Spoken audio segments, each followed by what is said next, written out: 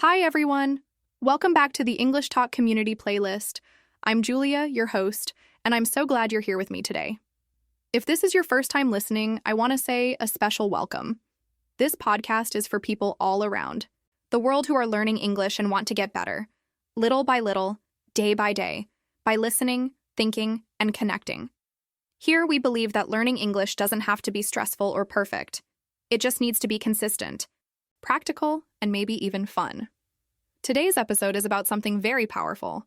It's something that can truly change the way you learn English. And no, it's not a new grammar rule or a long list of vocabulary. It's something much more natural. We're going to talk about how to start thinking in English. That's right, thinking. Not just reading or speaking, but actually training your mind to use English as your first reaction, not just something you translate into. Now, let me ask you a quick question. Have you ever caught yourself translating every single word in your head before you say something in English? Maybe you're in a conversation and before you speak, you're trying to build the perfect sentence in your mind, starting in your native language, then slowly switching each word into English. And by the time you're ready, the moment has passed. Has that happened to you? Or maybe you feel like you understand a lot when you listen to people speak English, but when it's your turn to talk, your brain kind of freezes. It's like your thoughts are moving in your native language, and English is always one step behind. You might be thinking, if only I could think in English, I wouldn't feel so slow. And you're absolutely right. Thinking in English is a skill, and the good news is, it's something you can learn. It's not a talent that people are born with. It's not just for native speakers or advanced learners. It's for you too. In today's episode, I'm going to help you understand what it really means to think in English. Not in some abstract way, but in a practical, day-to-day way. I'll share real strategies that you can use, starting today, to slowly shift your thoughts into English. I'll also share some stories of people, just like you, from all over the world who have faced the same challenge and found smart, simple ways to overcome it. You'll hear about a woman from South Korea who struggled with translating everything in her head and how one small habit helped her break free from that mental block. I'll also tell you about a man from Spain who discovered that thinking in English was actually easier than he thought. It just required a few small changes in his daily routine. And there's more. These stories aren't perfect. They're not about people who magically became fluent in a week. They're about real progress, with real results, and that's what makes them so powerful. As we go through this episode, I want you to reflect on your own experience. What are the moments when you feel stuck between languages?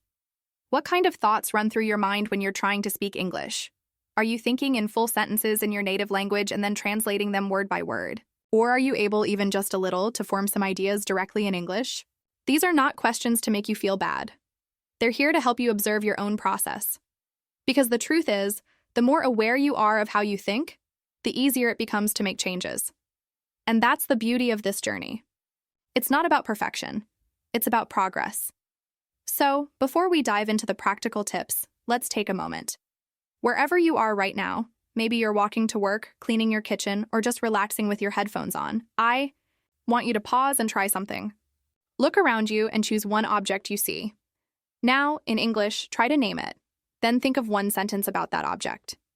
It doesn't need to be complex. It could be something like, "This is my coffee mug," or "The window is open."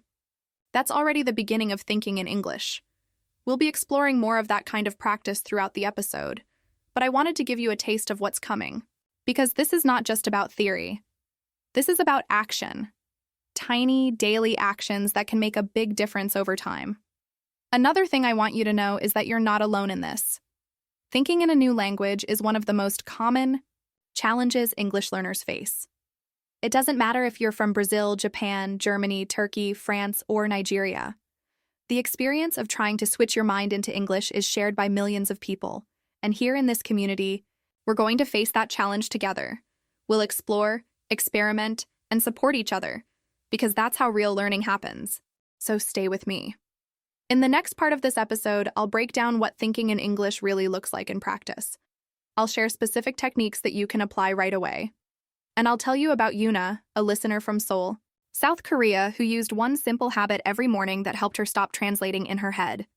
Her story might surprise you, and it might give you a new idea you hadn't thought of before. We're just getting started, so take a deep breath, open your mind, and let's explore what it really means to think in English. Together. Let's take a closer look at what it really means to think in English. This is a phrase we hear a lot, especially when people talk about fluency. But what does it actually mean? Is it about speaking faster? Is it about knowing more vocabulary? Is it something only advanced learners can do? The answer is simpler than you might think. To think in English doesn't mean your brain magically transforms into an English-speaking machine overnight. It doesn't mean that you suddenly stop having thoughts in your native language, and it definitely doesn't mean you need to be perfect. In fact, thinking in English is not about perfection at all. It's about efficiency. It's about reducing the space between your thoughts and your words. It's about being able to express yourself without having to stop and translate every single time. Let me give you an example. Imagine that you're thirsty. In your native language, the thought pops into your mind almost instantly. I'm thirsty. Maybe you don't even think about the words. You just know what you want, and the language follows naturally. But in English, for many learners, the process might be a little longer. You might first think, I'm thirsty, in your own language. Then pause to find the English translation in your head, then say it out loud. That pause, that mental step of translation, is exactly what we want to reduce when we talk about thinking in English. When you start thinking in English, what changes is the order of the process. Instead of thinking in your native language and translating afterward, your brain starts to skip that first step. You begin to have direct thoughts in English, and over time, those thoughts become more automatic. You don't need to search for the right words as much, and your sentences become more fluid, even if they are simple. And speaking of simplicity, that's a key part of this process. Thinking in English doesn't mean forming long, complex sentences with advanced vocabulary. In fact, one of the best ways to build this skill is to think in short, simple phrases that you already know. Things like, I like this song, I need to go, it's cold today, or that was fun. These types of phrases reflect your real thoughts, and they're exactly the kind of language that native speakers use every day. By practicing them, you're training your brain to think like a natural user of the language, not like someone reading a textbook. It might help to think of it like this. You're building a bridge between your thoughts and the English language. In the beginning, that bridge might be slow and shaky. You might walk across it carefully, word by word. But the more you practice, the stronger and faster that bridge becomes. Eventually, the thoughts just flow. That's what we're aiming for, not some perfect academic version of English, but a natural flow of thoughts that matches how you speak. Now let's compare this with how we learned to speak our first language. When we were children, we didn't learn by memorizing grammar rules or taking vocabulary quizzes. We learned through exposure, repetition, and observation. We listened to people around us, we repeated what we heard, and we slowly started to make connections between words, actions, and ideas. We didn't think, what's the past perfect tense of this verb? We just said what we knew, using what we had. And guess what? It worked. We made mistakes, but we were understood. We were learning by doing. That same principle applies to thinking in English. It's a process of natural exposure and repetition. The more you hear, say, and think in English, the more your brain starts to treat it as familiar territory. Over time, you won't need to switch on your English brain. It will already be on. That's why it's so important to bring English into your daily life in small, regular ways. It's not about how many hours you study. It's about how consistent you are in using English in meaningful situations. Now you might be wondering, but what if I make mistakes while thinking in English? The answer is, it's completely okay.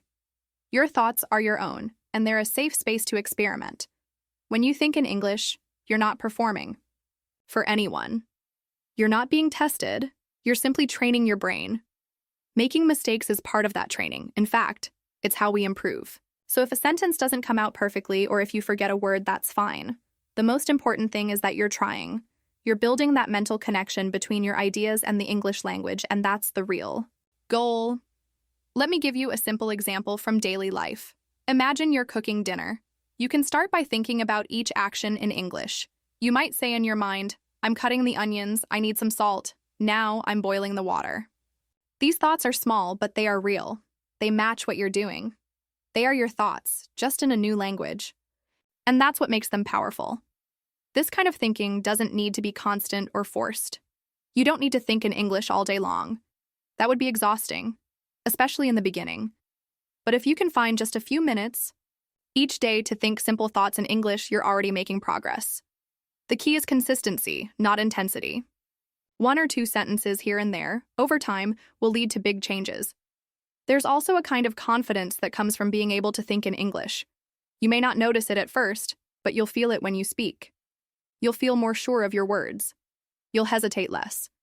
You'll stop worrying so much about grammar and start focusing on communication. And that's what learning a language is really about. Sharing your thoughts, your ideas, your personality.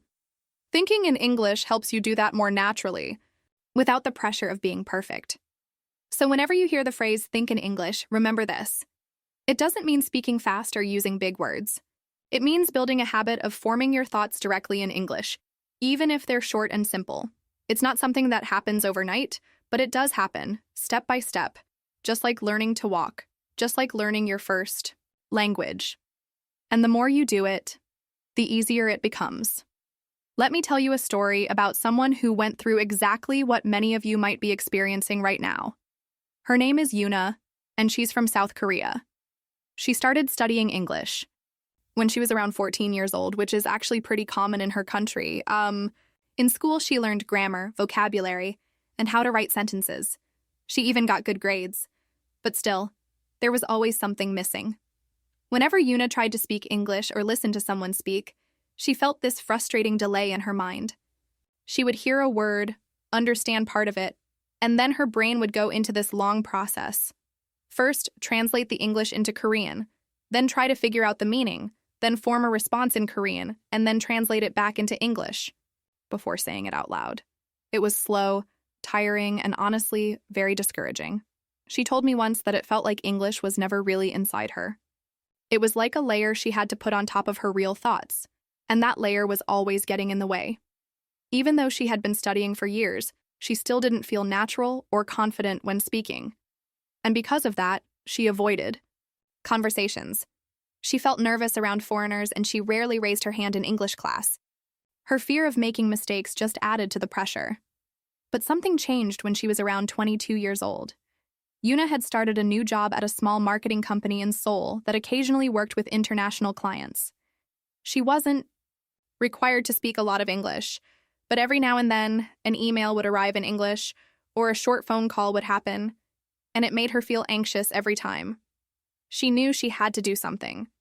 She didn't have time to take new classes, and she didn't want to go back to textbooks. What she wanted was to feel English, to make it a part of her thinking, not just her studying. That's when she decided to try something incredibly simple. One morning, while brushing her teeth, she looked in the mirror and thought, toothbrush. It wasn't a full sentence. It wasn't a big deal. Just one word. But it was in English, and it was about something real in her life. That tiny moment sparked an idea. From that day on, Yuna began a new habit. Every morning, while getting ready, walking to the subway or making breakfast, she would look around and name the things she saw in English. Mirror, towel, spoon, street, window. Sometimes she'd add small phrases. The sky is blue, my coffee is hot, I am tired today. These weren't difficult words. They were things she already knew. But now she wasn't just reviewing vocabulary, she was thinking in English, little by little. She didn't force herself to do it all day long. She didn't pressure herself to be perfect. She just gave herself permission to practice this small routine whenever she had a moment alone. No one was listening. No one was judging. And because of that, she started to relax. Her fear of making mistakes became smaller, and slowly, something amazing began to happen. After a few weeks, Yuna noticed that some thoughts were just coming in English. She didn't have to translate them anymore. She would be walking through her office and suddenly think, I need to print this document, without planning it. The sentence was just there. It surprised her at first, but it also made her feel excited. For the first time, she felt like English was becoming part of her internal voice. She kept going with the same technique. When she went shopping, she named the fruits and vegetables in English. When she looked out the window on the bus, she tried to describe what she saw. A red car, a small dog, a man with a hat. These small observations added up. They trained her brain to connect the English language with real physical things, not just words on a page, but life happening around her. One thing that helped her a lot was not worrying about grammar during these moments. She wasn't trying to make perfect sentences. She just wanted her thoughts to match her environment in the simplest way. This mindset gave her freedom. She wasn't stuck in her head anymore. She was living in English, even in small pieces. Yuna also told me that using her phone in English made a difference. She changed the language settings, so every time she opened an app or saw a notification, she was exposed to English. It was a background experience, but it helped reinforce the words and phrases she was already using. She didn't understand every single word, but that didn't matter. She was building familiarity, not chasing perfection. Over the months, Yuna's confidence grew. When she had to speak in meetings or write emails, she noticed that the words came more quickly. She didn't freeze like before. And more importantly, she wasn't translating everything in her head. Of course, there were still times when she got stuck or forgot a word, but now she had a way to work around it. She had trained her brain to find another way to say what she wanted, still in English, still connected to her thoughts.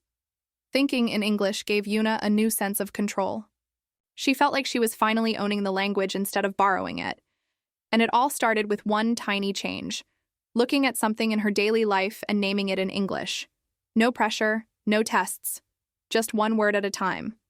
This story is so powerful because it shows that fluency doesn't always come from big, dramatic efforts.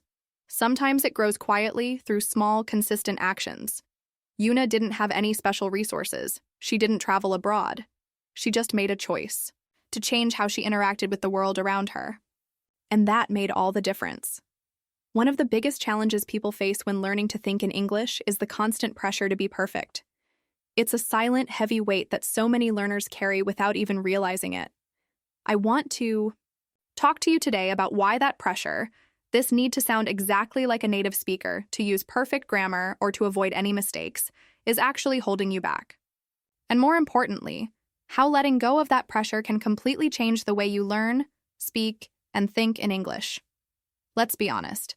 Most of us grow up learning that mistakes are bad. In school, we get marked down for every error. We get praised for speaking correctly. Over time, we start to believe that the only way to be good at a language is to be perfect. But the truth is, in real communication, perfection isn't what matters most. What matters is clarity. Can people understand you? Can you express your ideas clearly even if your grammar isn't perfect? If the answer is yes, then you're already succeeding. Think about how we communicate in our native languages. We don't always speak perfectly. We pause. We say and We repeat ourselves. Sometimes we use the wrong word and have to explain again, and that's completely normal. So why do we expect something different when speaking in English? Why do we think we need to sound like someone from a movie or a podcast just to be understood? I once met a man named Carlos from Spain who spoke very clearly in English but always hesitated before speaking. When I asked him why, he told me he was afraid of sounding uneducated if he didn't use the correct tense. He'd pause in the middle of a sentence trying to remember if he needed present perfect or past simple, and that pause made him feel even more nervous. But here's the thing, his message was always understandable. Even when he made small grammar mistakes, everyone knew exactly what he meant. The problem wasn't his English. It was the expectation he had built in his mind that anything less than perfect was unacceptable. This mindset creates distance between your thoughts and your speech. It forces your brain to constantly double-check itself, to hold back, to delay, to hesitate. And that delay is what blocks you from thinking in English naturally. Instead of letting the words flow, you're busy checking the grammar in your head, like a red pen correcting every sentence before it even comes out. But what if we flipped that idea? What if we started from a different place? Not, how can I sound perfect? But how can I be clear? That shift changes everything. When your goal is to be understood, your brain focuses on communication. It begins to trust simpler, more direct language. It learns that it doesn't have to create complex structures to make a point. And that's when real thinking in English begins to happen. I always say this to learners. It's better to say something simple that people understand than something advanced that makes them confused. Clarity builds confidence. Confidence creates flow, and flow is what leads to fluency. Perfection, on the other hand, often leads to silence, because people are afraid to speak unless they can say everything just right. There's a woman named Amira from Egypt who once shared her experience with me. She had studied English for many years but rarely used it outside the classroom. She said she felt blocked every time she had to speak, like her mind went blank. When I asked her what she was trying to say in those moments, she explained that she would plan long, detailed sentences in her head, complete with advanced vocabulary, formal expressions, and perfect grammar. But by the time she finished planning, the moment had passed. The conversation had moved on. I suggested something simple. Instead of trying to plan full sentences, focus on one idea at a time. Just say what you mean using words you already know. She started doing that. Instead of saying, "I have been experiencing a great deal of stress due to the upcoming exams," she would say, "I feel very stressed about my exams." It was clear, it was natural, and most importantly, it came straight from her thoughts, without translation, without pressure. And that's the real key. When we allow ourselves to use simple language, we give ourselves the freedom to think directly in English. There's no need to stop and search for the perfect word. You just speak your thoughts as they come. You let the language serve your ideas, instead of trying to make your ideas fit into some perfect version of English. It's also worth remembering that even native speakers don't speak perfectly all the time.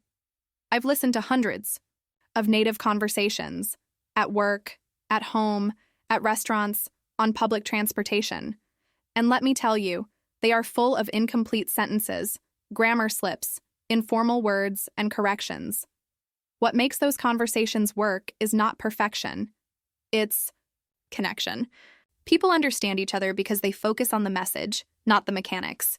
So next time you find yourself hesitating, trying to find the correct word, I want you to stop and ask yourself, can I say this in a simpler way? If the answer is yes, then say it. It doesn't have to be perfect. It just has to be clear. Another great tip is to remind yourself of this simple sentence. English is a tool, not a test. You are not being graded when you speak. You are using the language to do something real. Express a feeling, ask a question, share an idea. And the more you use it, the more natural it becomes. But if you keep waiting for perfection before you speak, you'll never give yourself the chance to grow. Let's take a final example. Imagine you're traveling and you need to ask someone for help finding the train station. You could say, "Excuse me, could you kindly point me in the direction of the nearest train station, please?" Or you could simply say, "Hi, where is the train station?" Which one is easier? Which one gets the job done? The second version is shorter, clearer, and sounds more natural in most real-life situations. And the best part? It doesn't require perfect grammar. It just requires confidence and clarity. This approach will help you not only think in English more often, but also enjoy using the language. When the pressure of being perfect disappears, you'll find that your mind is more open, your thoughts flow more freely, and your English becomes a real part of how you see and describe the world. So now that we've talked about the importance of clarity over perfection, I want to give you some very specific practical techniques you can start using today to begin thinking in English. These are small habits you can build into your daily routine, no matter where you live or how busy your schedule is. You don't need any special tools. You don't need to speak out loud if you're shy or don't have someone to practice with. All you need is your mind and a little bit of time during your day. The first technique is simple but powerful. Describe what you are doing, either in a low voice or silently in your head, using English. This is one of the easiest ways to start activating your thinking process in English. For example, if you're making coffee in the morning, say to yourself, "I'm filling the kettle. Now I'm turning it on. I'm waiting for the water to boil. I open the jar. I smell the coffee. I pour it into the cup." These are short, simple sentences, and they don't have to be perfect. The goal is to connect English directly to your actions, not to translate. When you do this regularly, English starts to become part of your inner voice, and it doesn't stop at home. If you're walking to work, you can think, "I see a bus. That woman is wearing a red jacket. The sky looks gray today." These tiny thoughts in English slowly train your brain to use the language naturally, without needing to plan or translate. Think of it like building a muscle. The more you do it, the stronger it gets. The second technique is also about thinking, but this time in short phrases that reflect your day or your feelings. Instead of waiting for a perfect moment to practice English, use the moments you already have. For example, in the morning, while brushing your teeth, you can think, "I feel tired today," or "I have a meeting later." During lunch, you might think, "This sandwich is delicious," or "I'm eating too fast." In the evening, before bed, you can reflect by thinking, "Today was stressful," or "I talked to my friend," or "I watched a movie." Again, these are short thoughts. They don't require complicated grammar or long sentences. They help you get used to forming ideas directly in English. If you want to take it one step further, you can even talk to yourself quietly. Some learners feel strange doing this at first, but it's a great way to hear yourself speak without pressure. You don't need an audience. You don't need perfect pronunciation. Just say what you're thinking. Even just 2 or 3 sentences can make a big difference over time. Now, another simple and visual technique is using sticky notes or post-its around your home. Label the objects in your house with their names in English. For example, write mirror and stick it on your bathroom mirror. Write door and put it on your door. Window, fridge, remote, table, and so on. Every time you see those notes, you reinforce the vocabulary. You start connecting the object directly to the English word, without needing to think of the word in your native language first. It creates a small environment where English is present all around you. You can also write short phrases on the notes to add context. For example, instead of just writing fridge, you could write, "I open the fridge." For bed, you could write, "I sleep here." These tiny reminders help your brain link daily life with English naturally. It's not just about memorizing vocabulary, it's about thinking with it. Another useful idea is creating a thinking routine in English at the beginning or end of your day. You can call it English time. In the morning, while getting ready, spend 5 minutes thinking in English. Plan your day using simple thoughts like, "I need to check my email," or "I will go shopping after work." In the evening, reflect on what happened. Think about your day in short sentences. "I was busy today. I had lunch with my coworker. We talked about the new project." This reflection can be done silently, like a private journal in your mind. Some learners like to do this before they sleep, lying in bed with the lights off. It helps your brain end the day in English and prepares it to become more familiar with the language. It's a calm, pressure-free way to practice, and it can really help you feel connected to English as something that belongs to your inner world. One important note: don't worry about making mistakes when you're thinking silently. No one hears your thoughts. There is no test. There's no need to stop and correct yourself. Just keep the flow going. The more freely you think in English, the more natural it will feel. And the more natural it feels, the more confident you'll be when speaking. Also, if you ever feel stuck and don't know how to say something, try saying it in a simpler way. For example, instead of thinking, "I am feeling quite exhausted due to a heavy workload," just think, "I am very tired because I worked a lot." Clarity is always better than complexity, and simple thoughts are easier to form and maintain in a second language. Some learners even create thinking playlists. This means choosing a few short English phrases that you repeat every day. They might be motivational phrases like, "I can do this," or personal reminders like, "Speak slowly," or "Think in English first." These phrases act like mental triggers that help you return to English thinking during your day. To recap the ideas, describe your actions as you do them. Think in short phrases throughout your day. Use sticky notes to label your environment in English, and build morning or evening routines where you reflect on your day using the language. These methods are not complicated. They don't require extra time in your schedule. They just involve shifting your inner voice, little by little, until English becomes a natural part of it. Let me share with you the story of Javier, a hotel receptionist from Spain, who found a unique and very effective way to train his brain to think in English. Javier worked in a busy hotel in the city of Valencia, a place that welcomed international guests every day. As part of his job, he had to greet customers, answer questions, and give directions in English. At first, this was a real challenge for him. His grammar was good, and he had studied English in school, but every time a guest spoke to him, he felt nervous. His brain would freeze, and he found himself translating everything from Spanish into English before he could reply. This made his responses slow and awkward, and it frustrated him because he knew he could do better. He realized that he needed to improve fast. The hotel was getting more international visitors, and his manager had started assigning more shifts at the front desk during the busiest times of day. Javier wanted to feel confident and professional, but most of all, he wanted to stop depending on translation in his mind. So he decided to take control of his learning in a way that fit into his daily routine. Javier had a long commute to work every morning, about 40 minutes on the train. At first, he would spend that time scrolling through his phone or listening to music. But then one day, he had an idea. Instead of wasting that time, why not use it to train his mind to think in English? So he started a daily habit that changed everything for him. Every morning on the train, he would close his eyes, take a deep breath, and imagine conversations with hotel guests, all in English. He created different situations in his head. For example, he imagined a guest arriving at the hotel and saying, "Hello, I have a reservation." In his mind, he would respond, "Welcome to Hotel Seoul. May I have your name, please?" Then he imagined the guest asking, "What time is breakfast?"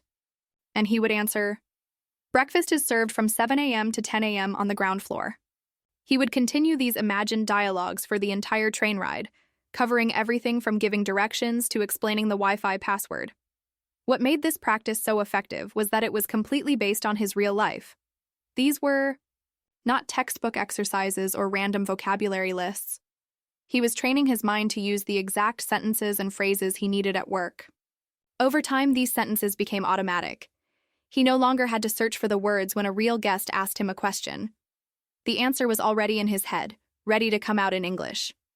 Javier told me that at first it felt a little strange. He wasn't sure if he was doing it correctly, but after a few days, something shifted.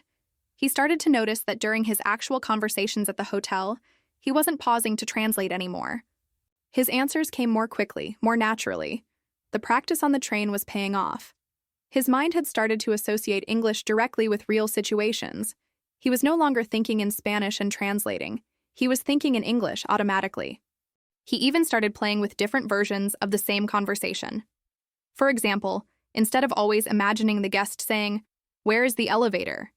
he would think of different ways they might ask. "Can you tell me how to get to the lift?" Or, "Is the elevator nearby?" This helped him prepare for the variety of English he heard from guests with different accents and backgrounds. The more he practiced these mini dialogues in his head, the more confident he felt. And here's what's important. Javier didn't use any special tools. He didn't buy a new course or pay for private lessons. He simply used the time he already had and made it meaningful. By imagining conversations and practicing mentally, he was creating what we call mental rehearsal. This technique is often used by athletes, musicians, and performers to prepare for high-pressure situations. In Javier's case, it helped him prepare for real English conversations without needing a teacher or a partner. He also told me that this habit became something he actually looked forward to. It made his commute more interesting and gave him a sense of progress. Each day, he added new situations. A guest requesting a late checkout, someone asking about local restaurants, a family needing extra towels. As his vocabulary grew, so did his confidence. And after a few months, he was handling the front desk with ease. No more long pauses, no more nervous translating. Just clear, confident communication. One day, a guest from Canada even complimented him on how naturally he spoke. She said, "Your English is really good. You make everything so easy to understand." That moment stayed with him. It wasn't just about grammar or vocabulary. It was about being able to respond without fear, to think and speak directly in English, and to enjoy the interaction. What I love about Javier's story is how simple and practical his method was. He didn't wait for the perfect time or perfect tools. He just used what he had, his time, his imagination, and his motivation to improve. And that's something you can do too. You don't need to work in a hotel to apply this technique. Whether you're a student, a professional, or just someone who wants to feel more comfortable in English, you can start imagining the conversations that are part of your life. If you're a parent, imagine talking to your child's teacher in English. If you're a tourist, imagine asking for directions or ordering food. If you work in an office, imagine explaining your tasks to a coworker in English. These imaginary dialogues can happen anywhere, in your car, while walking, while cooking, or just before bed. And over time, they help your brain get used to forming ideas in English without stopping to translate. That's exactly what happened with Javier. His success didn't come from studying harder. It came from thinking smarter, literally. By imagining real-life situations and practicing his responses mentally every day, he turned his commute into a training ground and built the confidence he needed to speak fluently at work. When people talk about fluency in English, there's often this idea that it means using long, sophisticated words or sounding like someone in a university lecture or a movie script. But the truth is, thinking in English and speaking it clearly does not require complex vocabulary. In fact, it's often the opposite. Simple, everyday vocabulary is not only easier to use, it's more useful, especially when you're trying to make English part of your natural thinking process. Let's take a moment to reflect on how we use language in our native tongues. Most of the time, we don't speak in long, fancy sentences. We say things like, I'm hungry, or where's my phone, or I have to go now. We use short, direct, and clear expressions because that's what we need to communicate, quickly and effectively. It's the same with English. The more you focus on basic words and common phrases, the easier it becomes to think in English and eventually speak it without translating. Imagine this. You're at home and you realize, there's no milk in the fridge. You could think to yourself, I need to buy milk. That's a natural, useful sentence. But some learners, trying too hard to sound advanced, might go for something like, I shall purchase dairy products. Sure, it's grammatically correct, but it's not how people speak in daily life. And more importantly, it's not how we naturally form thoughts when we're thinking quickly. This is why simple vocabulary plays such a powerful role in learning to think in English. It reduces the pressure on your brain. You don't need to search for the perfect word. You just say what you mean in the most straightforward way. That's how your thoughts become quicker and clearer. You're not trying to impress anyone. You're trying to communicate, and that's what language is really for.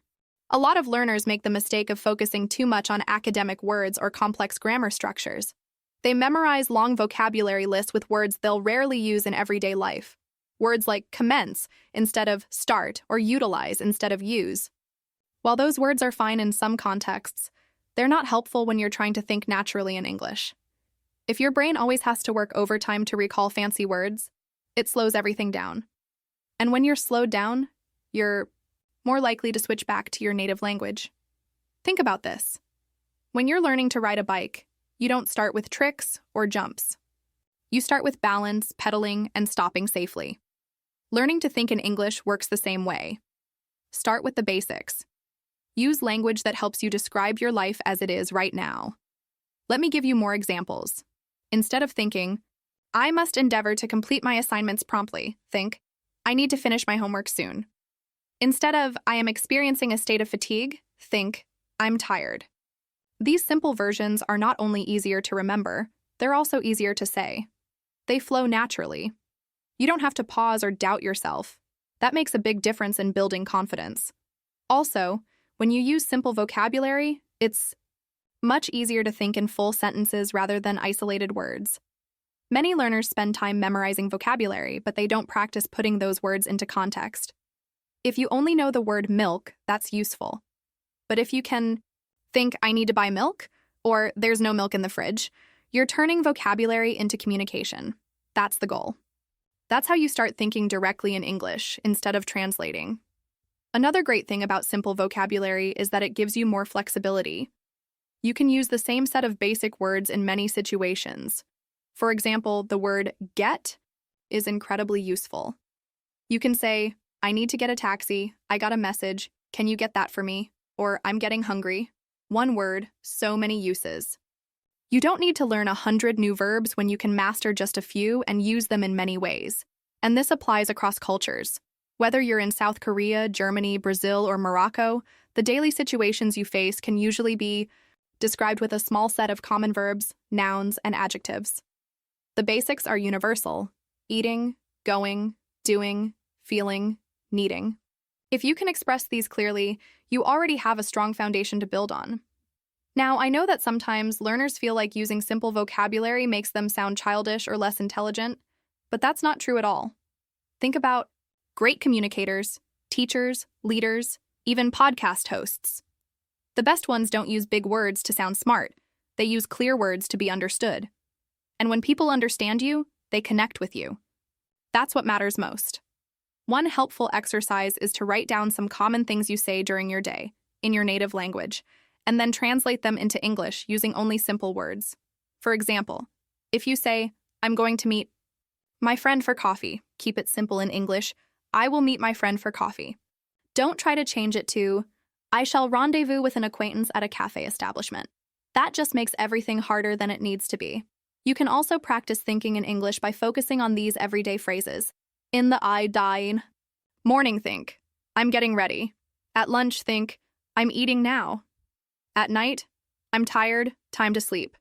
These are not advanced, but they are real. They match your life. And when your English starts to match your real life, that's when thinking in English becomes natural. Another tip is to listen to native speakers, not in academic settings, but in casual conversations, interviews, podcasts, even reality shows. Pay attention to how often they use small, clear words. You'll notice that fluent English is full of short, simple sentences. People say things like, let's go, it's fine, I don't know, what do you think? These are the real tools of communication, and they are exactly what you need to practice. So remember this. Thinking in English doesn't start with big words. It starts with useful words. Words you can use right now, today, in your life. When you focus on clarity instead of complexity, you create a mental space where English feels more natural and less stressful, and that's how you grow, not by sounding impressive, but by being understood. One of the most common challenges English learners face is the habit of translating everything in their heads before speaking, and I completely understand why that happens. If you've been learning English through school textbooks or by using translation apps, your brain is trained to switch between your native language and English. It's a natural habit, but it's also one of the biggest reasons people struggle to speak fluently or to think in English. Because every time you translate, you slow yourself down, you hesitate, you second guess, and over time, this becomes a mental block that's hard to break. Let's talk about what this mental block really feels like. You're trying to say something in English, but your brain first finds the sentence in your native language. Then it searches for the English words that match it. Then you try to arrange those words in the right order. And while you're doing all of this in your mind, the moment to speak passes and you feel stuck. It's frustrating. It makes you lose confidence. And worst of all, it keeps you from expressing your thoughts clearly and freely. But here's the good news. You can break this habit. You can train your brain to stop relying on translation and start building direct connections to English. The first step is to understand that language is not just words. It's experience. When a baby learns to speak, they don't translate from another language. They connect the word apple directly to the object they see and touch. Not to a word in another language, but to the experience of the apple itself. That's the kind of connection we want to build when we learn to think in English. So how do we do that as adults? One powerful technique is to associate English words and phrases directly with images or real-life situations, instead of their translation in your native language.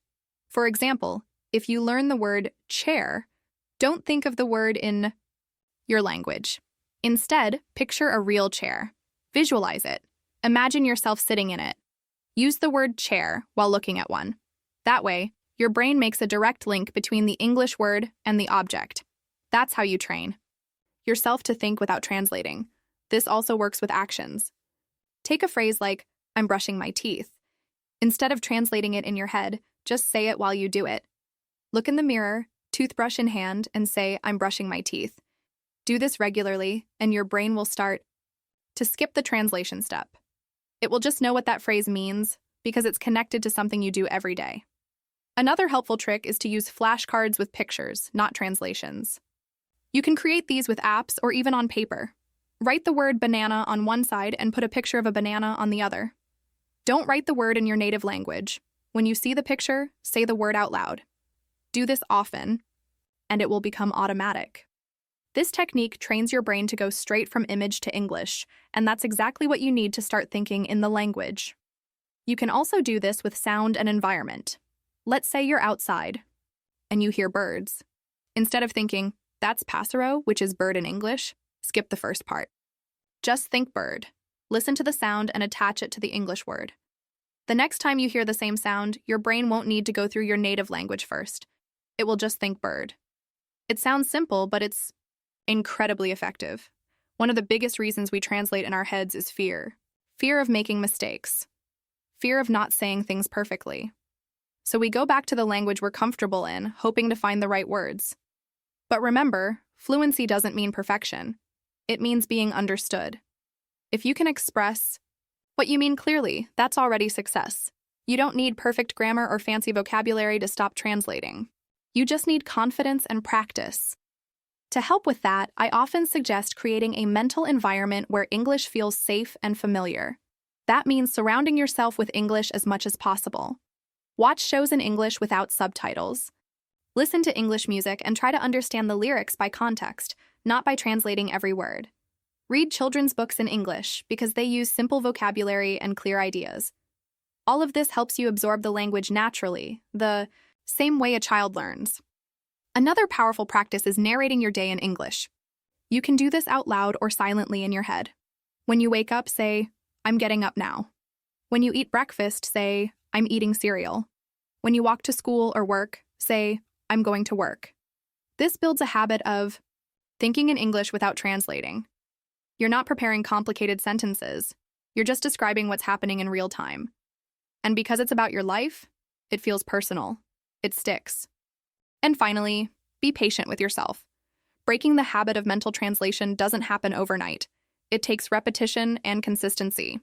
There will be moments when you catch yourself translating again, and that's okay.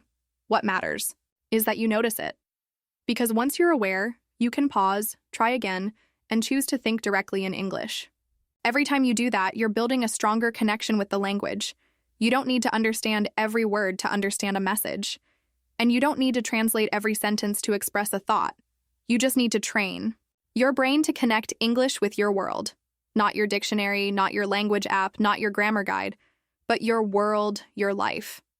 When English becomes a part of your daily thinking, it stops being a school subject and starts being your second voice. And that's when real fluency begins.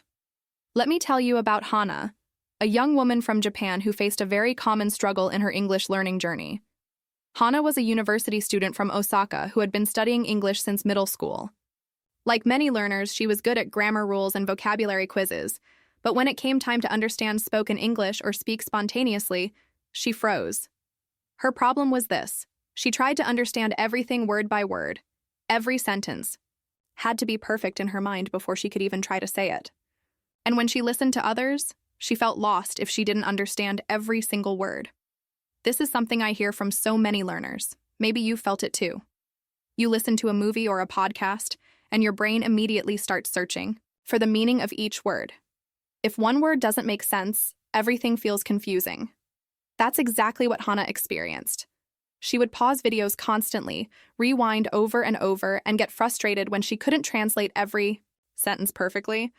This made her feel like she wasn't good enough, like she wasn't progressing, even though she was working really hard. But one day, something changed.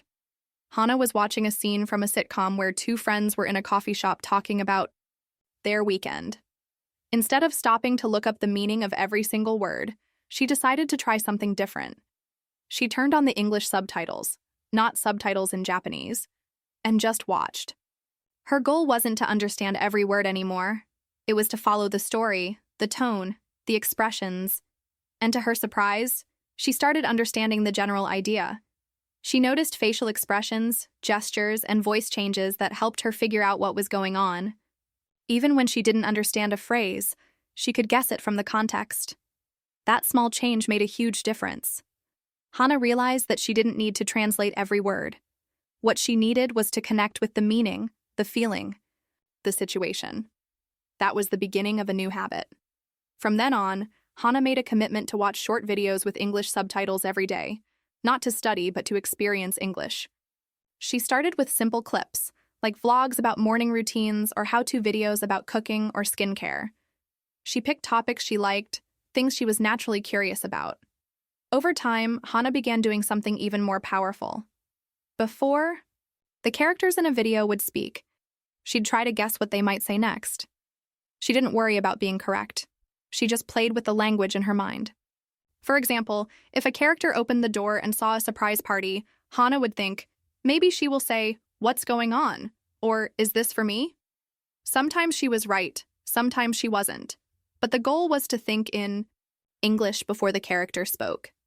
This exercise helped her brain prepare language in real time, without relying on translation. And because she was predicting common, everyday sentences, it started to feel natural. The phrases she guessed were simple: "I'm tired. Let's go. That's funny. What are you doing?" These kinds of phrases became automatic for her. She didn't need to translate anymore. They were already in her head, ready to use. What's beautiful about Hana's story is how her mindset shifted. She stopped chasing perfect understanding and started enjoying the process. She allowed herself to live in the language instead of analyzing it. And as a result, her thinking in English became faster, smoother, and more confident. She began to enjoy English again, not as a school subject, but as a real tool for communication. She even began practicing this technique in everyday life. While walking to class or riding the train, she'd look around and describe what she saw in English. If she saw a man reading a newspaper, she'd think, he's reading the news. If she saw someone on the phone, she'd guess, maybe she's talking to her friend. Just simple observations like mental subtitles for real life. No pressure, no translation, just quiet thinking in English. This habit turned her commute into practice time. Her favorite part of the day became the few minutes when she could just observe and think in English without anyone listening or correcting her. Over time, those quiet moments added up. Her fluency improved, and more importantly, her confidence grew. She felt like English was part of her daily thoughts, not something she had to turn on only during class. Another thing Hana started doing was writing short predictions or summaries in English after watching a video. For example, she'd write, "I think tomorrow the character will find out the truth." Or, "In this video, I learned how to make pancakes." She wasn't trying to write perfectly. She just wanted to capture her thoughts in English. This reinforced her ability to think directly in the language, especially when reflecting on things she had seen or done. What I love about Hana's story is that it shows how small, simple changes can completely transform how we relate to a language. She didn't move to another country. She didn't spend hours in a classroom. She just made a conscious decision to stop translating and start predicting, observing, and enjoying. And little by little, her brain adjusted. English became something familiar, something automatic. If you're listening and you feel stuck in the habit of translating everything, maybe Hana's story can inspire you. Thinking in English doesn't mean being perfect. It means being present. Watching, listening, and participating in the language with curiosity and trust. And with consistency, it becomes easier. It becomes natural. Just like it did for Hana. Here's something simple but powerful that I want to share with you today. It's a bonus tip that can really change the way you think in English, and it doesn't require any apps, books, or even internet access. I'm talking about the habit of creating a daily mental dialogue in English. Just one dialogue. Every day. It sounds small, but the impact it can have on your fluency and your confidence is huge. So what do I mean by a mental dialogue? I mean a short conversation that happens inside your mind, where you play both roles. It can be a conversation between you and a friend, between you and a customer if you work in service, or even between you and your future self. You're imagining what you would say and how the other person might respond. And the best part? You're doing it all in English. No translating, no writing, no pressure. Just thinking. Let's say you're getting ready in the morning. While you brush your teeth or make your coffee, you can start creating your mental dialogue. Maybe it goes something like this. "Hey, how was your weekend?" And you imagine the reply, "It was good. I went to the park with my family." Then you respond, "That sounds nice. Was the weather good?" And the other voice says, "Yes, it was sunny and warm." It's a mini conversation, just a few lines, but you're actively thinking in English. What this does is train your brain to retrieve English words and sentence structures quickly. The more you do it, the less time you spend searching for words. When you actually speak, it's like giving your mind a little warm-up each day. And the more realistic and personal your mental dialogues are, the more helpful they become. You can base your dialogue on real experiences. For example, after you come home from work or school, ask yourself, "What did I do today?" And answer in English. "I had a meeting at 10 o'clock. Then I answered emails. At lunch, I went out with my coworkers." It doesn't have to be long, just a few sentences to get your thoughts flowing in English. This reflection helps you associate English with your real life, making it feel more natural and automatic. Another fun variation is to imagine a conversation that you might have later in the day. Let's say you're meeting a friend after work. You could create a dialogue in advance. "Hi, do you want to grab something to eat?" And imagine your friend replying, "Sure, I know a place nearby." Then you continue, "What kind of food do they have?" And so on. You're practicing language you might actually use. So when the real conversation happens, You've already prepared your brain for it. It feels familiar. And if you're not going to talk to anyone that day, no problem. You can still create a dialogue with yourself. You might say, okay, today I need to go to the bank. What do I need to bring? My ID, my card, maybe some documents. You're thinking about your plans and your actions, but in English. This is a great way to shift your internal language from your native tongue to English, one sentence at a time. I've talked to learners from all over the world who use this technique, and they all say the same thing. It helps build confidence. When you create mental dialogues, you're not just learning words. You're learning to use them. You're training your mind to think and respond in English even when no one is around. And that quiet practice adds up. It prepares you for real conversations. Some people like to do this in the morning to set the tone for their day. Others prefer to do it at night as a way to review the day. Either time works as long as it becomes a consistent habit. You can even do it while you're walking, cooking, or waiting in line. It doesn't require extra time, just awareness. Let me give you a few simple examples of mental dialogues you can try. Imagine you're meeting someone new. You. Hi, I'm Alex. Nice to meet you. Them. Nice to meet you too. Where are you from? You. I'm from Brazil. And you? You're at a restaurant. You. Can I see the menu, please? Server. Of course. Here you go. You. Thank you. What's your most popular dish? Server. The grilled chicken sandwich is very popular. You're planning your day. You. What do I need to do today? You answer. I need to buy groceries, call my mom, and send an email to my boss. You. Okay, I'll do the email first. These are small, everyday situations, and that's exactly why they work. The more you practice these mental dialogues, the easier it becomes to handle real-life situations. You'll start to notice that the same phrases and sentence patterns come up again and again. Can I? Do you want to? What time is? These basic structures are the building blocks of fluent conversation. Another benefit of mental dialogues is that they reduce anxiety. Many learners feel nervous when they speak English because they're afraid of making mistakes or forgetting words. But if you've already practiced a version of the conversation in your head, you feel more prepared. Your brain isn't shocked when it hears the sentence. It already has a response ready. Some learners like to combine this exercise with writing. They first create the dialogue in their mind and then write it down in a notebook or a language app. This adds another layer of practice and helps you remember useful phrases. But even if you don't write anything, just thinking is already valuable. So here's my challenge to you. Starting today, try creating just one short mental dialogue in English. Keep it simple. Don't worry about grammar or big words. Just imagine something you might say and respond to yourself in English. Make it a habit. Do it tomorrow and the next day and the next. Over time, your brain will start to recognize patterns. You'll start to think faster. And eventually, you won't need to create dialogues on purpose. They'll just happen naturally. This small daily practice can bring you closer to fluency, not through pressure, but through consistency. Remember, you don't have to speak perfectly. You just have to speak. And the first place that starts is in your mind. Let's take a moment to talk about something that might not seem exciting at first, but it's one of the most powerful tools you have in your English learning journey. Repetition and small habits. Many people believe that speaking fluent English comes from talent, or from living in an English-speaking country, or from having a perfect memory. But that's not true. The real power lies in the things you do every single day. It's not talent, it's habit. The way you think in English will change if you train your brain little by little, through small actions repeated over time. I want you to really hear that. Repetition builds fluency. Thinking in English isn't a magical skill that some people are born with. It's something you can build step by step through daily effort. The brain loves patterns, and when you repeat something enough times, it becomes automatic. That's how we form habits, and it's exactly how you can start thinking in English without even realizing it. Let me give you some examples of small habits that have helped so many learners around the world.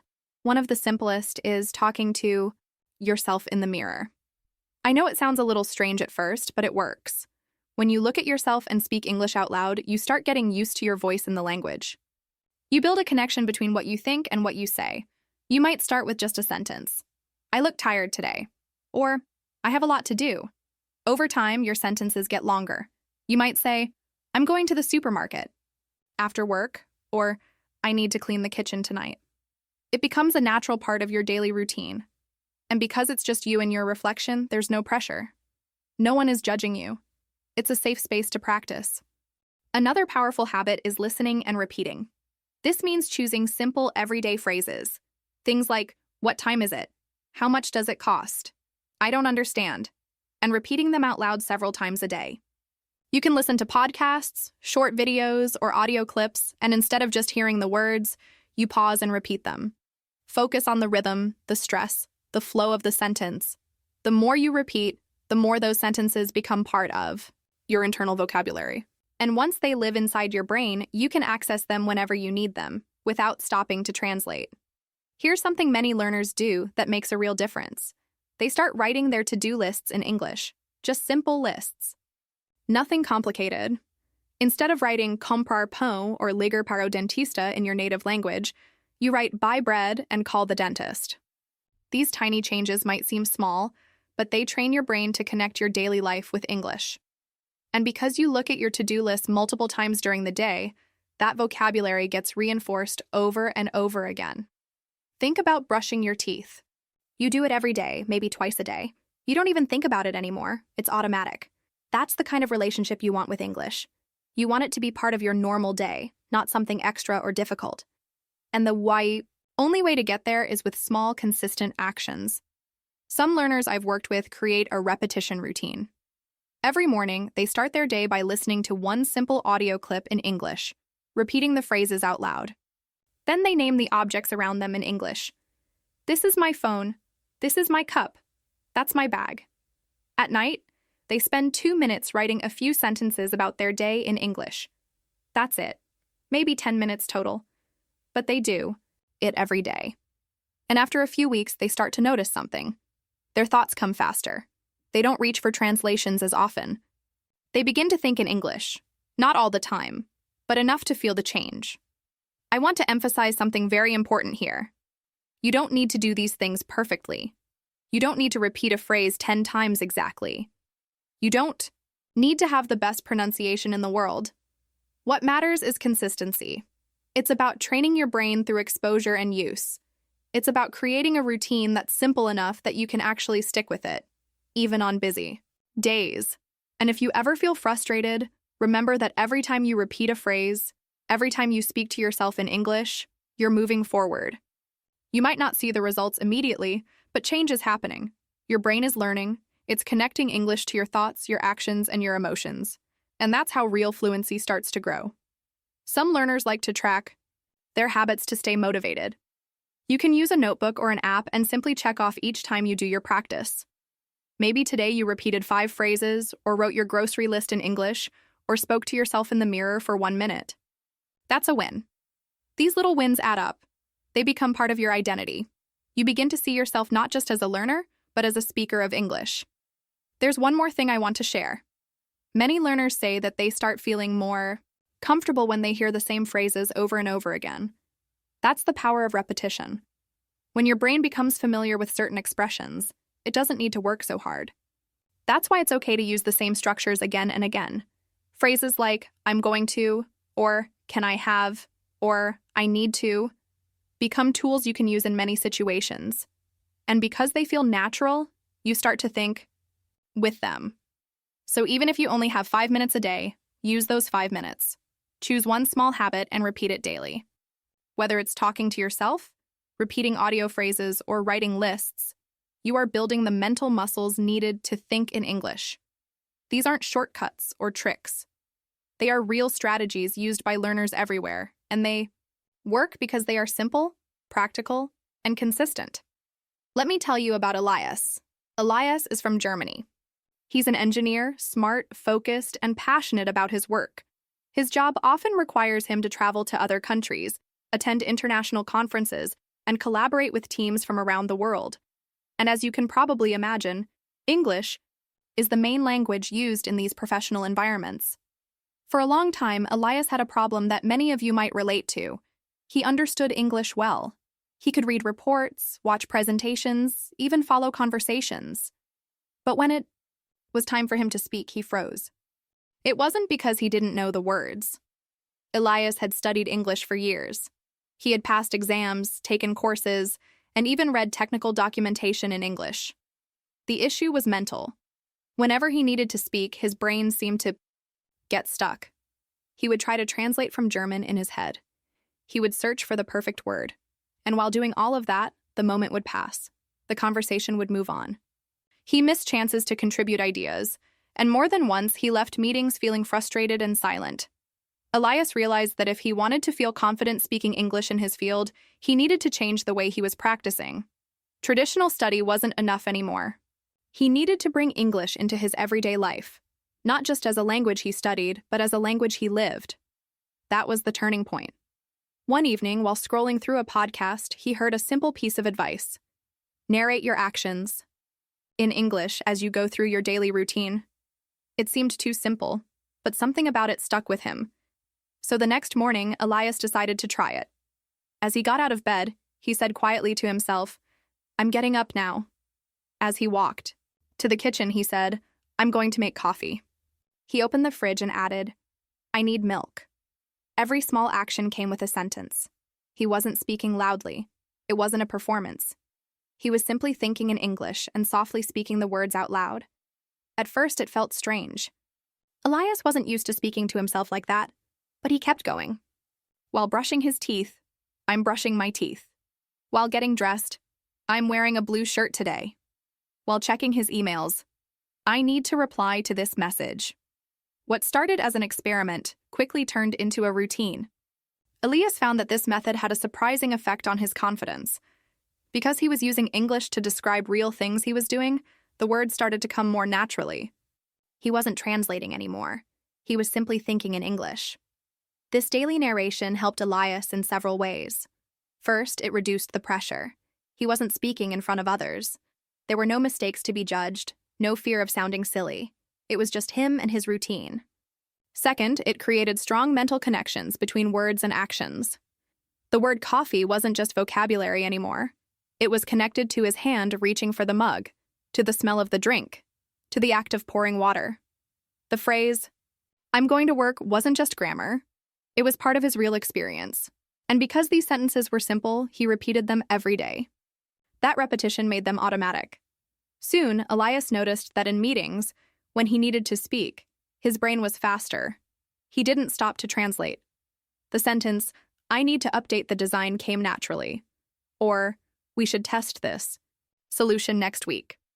These were phrases he had already practiced many times in the context of his own life. Now, they were tools he could use at work. Elias didn't stop there. He started adding small variations to his daily narration. Instead of just, "I'm drinking coffee," he said, "I'm drinking strong coffee this morning because I didn't sleep well." Or, "I'm replying to my colleague in Brazil." He kept things simple, but personal. And this made English more than just a language. It became a way to express his real thoughts and his real experiences. Some days, Elias had fun with the practice. He would pretend he was explaining his routine to someone who didn't know anything about his life. While cleaning the house, he'd say things like, "This is how I clean my desk. First, I move everything. Then I wipe the surface." It was like giving a tour of his daily world in English. And slowly, his confidence grew.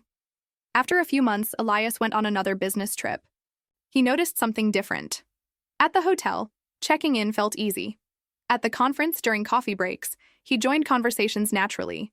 He even volunteered to give a short update about his project in English, and he did it without panic. His sentences weren't perfect, but they were clear.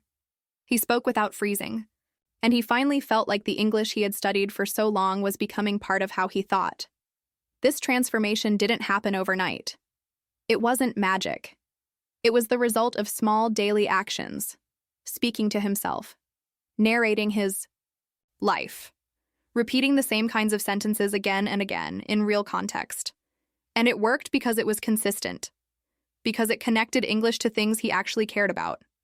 Elias's story is a reminder that fluency doesn't start in the classroom. It starts in your kitchen, your bathroom, your walk to work. It starts in the quiet moments when no one is watching, but you're making English part of your inner world. So if you've ever felt like you freeze when speaking, if your brain feels blocked when it's time to say something, try what Elias did. Pick a small part of your day and start narrating it in English. Keep it simple, stay consistent. And with time, you might be surprised by how natural it starts to feel. Now that we've explored so many stories, tips, and techniques together, I want to take a moment to slow things down and ask you a very simple question. And this question is just for you, wherever you are right now, listening. Maybe you're at home or walking outside or even in your car. Wherever you are, take a moment to think about this. Which of these techniques can you start using today? You've heard how Yuna from South Korea started by naming objects around her. You learned how Javier from Spain imagined conversations with hotel guests while commuting to work. You listened to Hana's experience in Japan, and how watching videos with English subtitles helped her begin to predict dialogue and think in English. And just now, we talked about Elias from Germany and how he narrated his morning routine to build confidence and fluency. These people are all different, but they had one thing in common. They started small. So now it's your turn. I'm not asking you to do everything at once. In fact, I'm asking you not to. Because when we try to change too much at the same time, it becomes overwhelming. We give up. Our minds feel tired, and we return to the same old habits. But if you choose one small thing, one small step that you can take today, and repeat that step every day this week, you will start to see change. It will be slow, it will be subtle, but it will be real. Maybe today you decide to label a few things in your kitchen with Post-its in English. Or maybe you try to describe what you're doing while you get ready in the morning, just like Elias did. You could try writing a sentence in a notebook before bed about how your day went, or you might begin with something even simpler. Just thinking one sentence in English when you wake up. Something like, "Today is Monday," or "I have a meeting." This morning, that's it. That's enough to start. You don't need perfect grammar. You don't need big, complex vocabulary. You don't need to impress anyone. The most powerful thing you can do is make English part of your everyday life. And when you do that, even in the smallest ways, your brain starts to adapt. It begins to accept English not as a school subject, but as a tool you use to express your real thoughts. That's where transformation begins. I've talked to so many people over the years, and there's a common theme I've noticed. The ones who make real progress in their English learning journey are not always the ones who study the hardest. They are often the ones who study the simplest. They create a routine they can stick to. They build small habits. And they are kind to themselves when they make mistakes. So if you're listening to this right now and wondering, can I really do this? Let me answer that for you. Yes, you can. But you have to start. And the best way to start is with one action, one step, one idea. Let's go over some of the possibilities you've learned so far. You can describe your surroundings in English.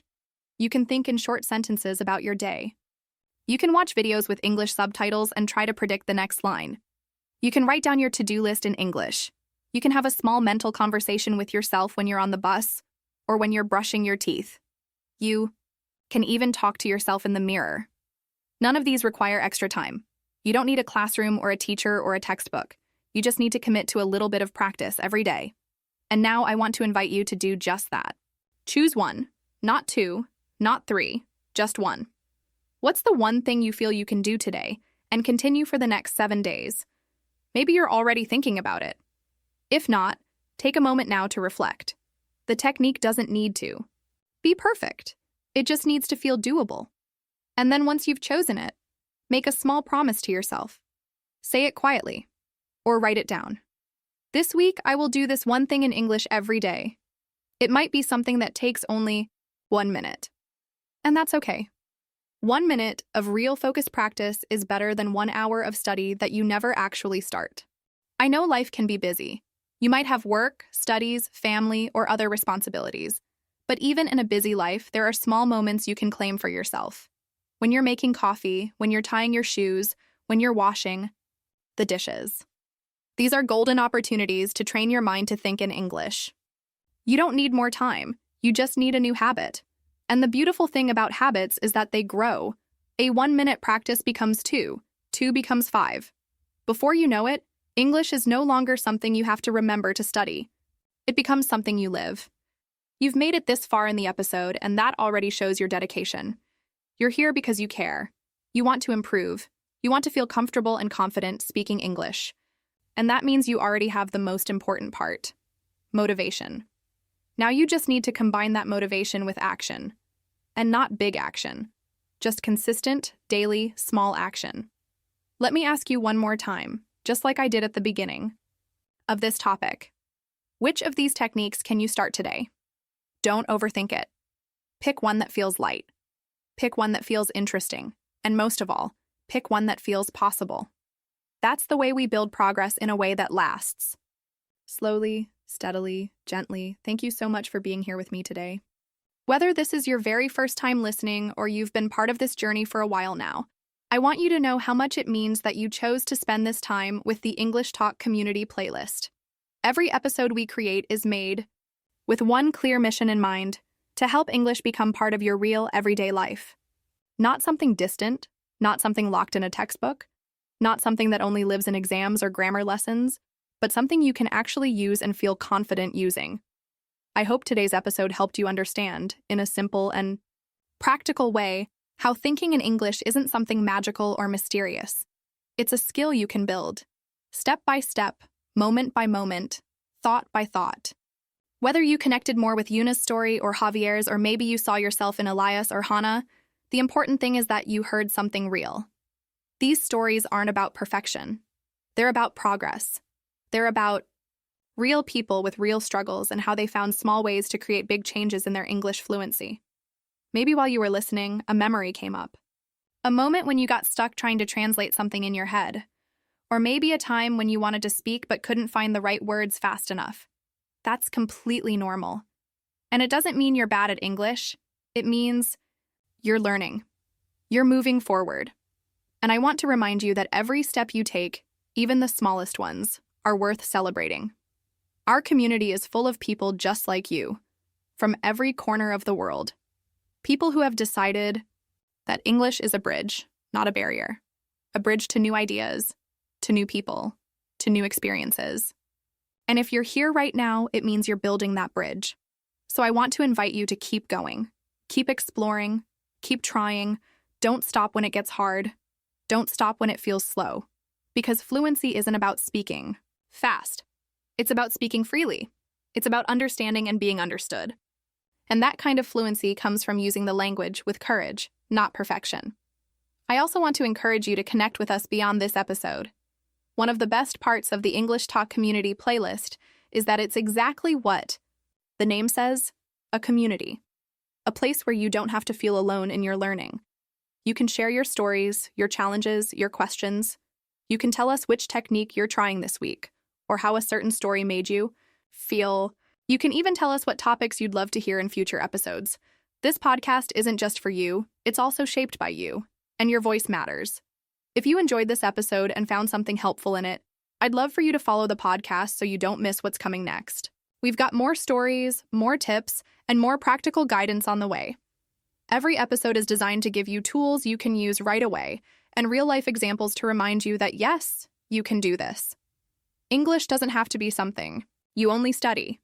It can become something you live. And every time you listen, you're strengthening that part of your brain that says, this is possible. I can think in English.